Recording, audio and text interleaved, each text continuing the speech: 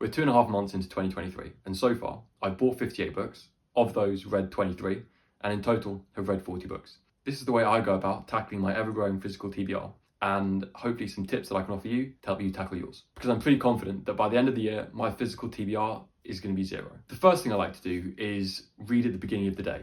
And I know that conventionally, it's that you read at night before you go to bed or in the evening after work, but I don't always find the time to do that, especially reading before going to sleep. Something I'm just too tired. I don't want to read. I just want to do something more mindless, go on my phone, laptop, or just fall asleep straight away. And there's no guarantee that I'm going to read at the end of every day. But there is a guarantee that when I wake up in the morning, I can read for half an hour. And so that is something that I try and get done every day to make sure that if I want to read, I'm going to do it first thing and it's going to be done. I don't have to think that I'm neglecting reading, not getting to the book, being lazy about it, because it's done. And especially at weekends, I will just read before anything else gets going, because I can guarantee that when the rest of the day gets going, when I get going, I probably won't be returning to read because I just don't have the time or the quiet to do it. Although that is something I do try to supplement, let's say, the morning reading by trying to put aside time when I have a free moment, when I have a quiet moment, to just read a book. That brings on to like the second half of this point, which is to make reading as accessible as possible. To have a book on you, to leave it lying around where you like to sit and normally go on your phone. If the book's there, if you don't have to go and get it, then you're more likely to read it. And this goes for anything. The more accessible that something is, the more likely you are to do it. So I don't like carry a book around with me everywhere I go, but I'll make sure that once I've read it in the morning, that I'll take it to the place that I know I'm going to be sitting in the evening so that I can read it straight away. There are no barriers to allow me to talk myself out of doing it and convince myself that there's something better to do. And also, if I get the impulse, if I'm on my phone and I think, why am I wasting time? What am I doing? Why am I just mindlessly scrolling? The book's right there and I can throw the phone away, pick up the book, and we're reading again, which is the goal. And the last aspect of accessibility is to have realistic goals. And maybe that's strange, me saying that, when my goal this year is to read 3 books a week. But I did that because last year I read over 2 books a week. So I'm not going from 0 to 100. I know that I like to read. I know that I've got a good reading habit and I make time to do it. So pushing and finding that little bit extra and seeing how much I can read, and not just to have a numbers game. I like to think that I understand the themes, the plot, and the objective of the author for every book that I read. That's a whole different aspect of the getting through books, but also understanding the game, let's say.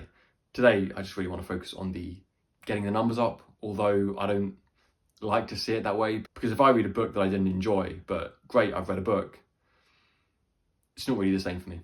I'd rather read books which are impactful, be more intentional with my selection than to just read hundreds of books. Thankfully, I managed to marry the two and read a lot of books, but read a lot of good books. So if you don't read a lot of books and you find it hard to have a consistent habit, which I would say is the most important thing, is that you kind of rewire yourself to turn to the book when you've got a free moment rather than pulling out the phone, then just reading 10 pages a day is enough. I don't think there's any problem with that. And if we think that the average book is about 300 pages, 10 pages a day, you read a book a month.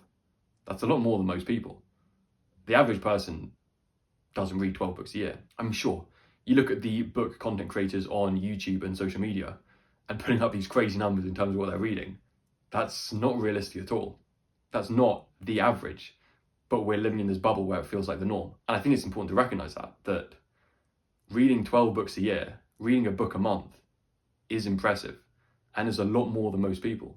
And I don't think it's anything to be looked down upon. We just have totally distorted our standards from the circle that we keep. And with that, there's no reason that you can't read more, but it's important to set that baseline. I'm going to do a minimum 10 pages a day, and that's it. There's also an interesting aspect to that, which is also, I believe, something that Hemingway spoke about in terms of his writing, that he would leave a sentence unfinished. As soon as he had reached the limit of what he wanted to write that day, he would stop, even if it were mid-sentence, because then he knows that he's got something to come back to that he wants to keep writing. He hasn't exhausted himself, spent everything, comes back the next day, and there are no ideas. He can pick off straight away. So if we always read until we get to the end of a chapter, unless there's a very compelling cliffhanger, we might not be that interested when we decide to re-engage. However, we say we're going to read 10 pages, that's it, we cut it off promptly, then it will have taken us out of the story at a point where perhaps we are more excited to get back to it, more excited to re-engage and continue reading. The second main tip is also to do with rules, but it's setting rules in terms of buying books. And I know how hard it is to see a book and not want to buy it. To hear everyone talking about a book that's meant to be amazing, that's really popular, and not going out and reading it straight away, but trying to be patient and reading it later down the line. I'm somewhat immune to that FOMO because most of the books I read were not published in this century. So there's not too much hype surrounding them. And I'm only just beginning to explore modern fiction. So maybe I'm not the best to give advice on this idea, but just setting the rule of I'm not going to buy any more books until my TBR is done. And that's a rule that I set for myself. And I break it. I break it every time. I've never got down to a 0 TBR. But just setting the rule and having that mentality, it just puts up another little barrier that you have to break when you're next looking for books. And a questioning of how many more do I have to read and should I read some of them before I go out and buy new books? Well, I think it's important to set the rule. It's fine to break it. And it's more just that it will have delayed the inevitable, which, can we really hope for more than that? And this is coming from the perspective of someone whose main hobby is reading the books that they buy. I know that there's a lot of interest in curating a library, and I think that's fine. After all, book collectors go out and buy rare first editions. They're not buying them to read, they're buying them to have. And that is arguably the pinnacle of book collecting. So there is no mandate that everything that is bought needs to be read. Reading books is something that I enjoy doing, but I do have sympathy for the side that just wants to curate a library. And the final general piece of advice, which is actually one that I don't keep, is to not finish the books that you aren't enjoying. I know what it's like to have to struggle through a book, and every time that you think that you want to read, realizing the book that you have to go to and absolutely dreading it. Reading it, constantly checking when is the end of the chapter, how many more pages do I have left, please, can this be over now? I get it. And I push through books. I continue reading, I keep going, and I don't enjoy it. Perhaps I have more enjoyment then when I have to go to the next book, as I have a clean break and can just start again. But I would really not recommend just pushing through books. It's brutal, especially if they're long. Sometimes it can be rewarding when the story picks up after 100 pages, but is a book that only gets good after 100 pages a good book? Surely the book has to interest you from the very beginning, has to have a compelling beginning, middle and end to be a good book. 1/3 of the book can't just be completely lackluster. I don't know if I can call that a good book, but nevertheless, there are some particular cases where a book does get much better and you are rewarded for pushing through. But in general, if you struggle to keep up a habit, please stop reading books that you don't enjoy. Find something else that excites you. It's a process of discovering the books that you enjoy.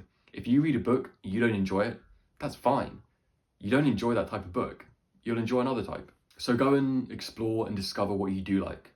Pursue that, read them, find what's adjacent to that, and create your own little niche in terms of the book world.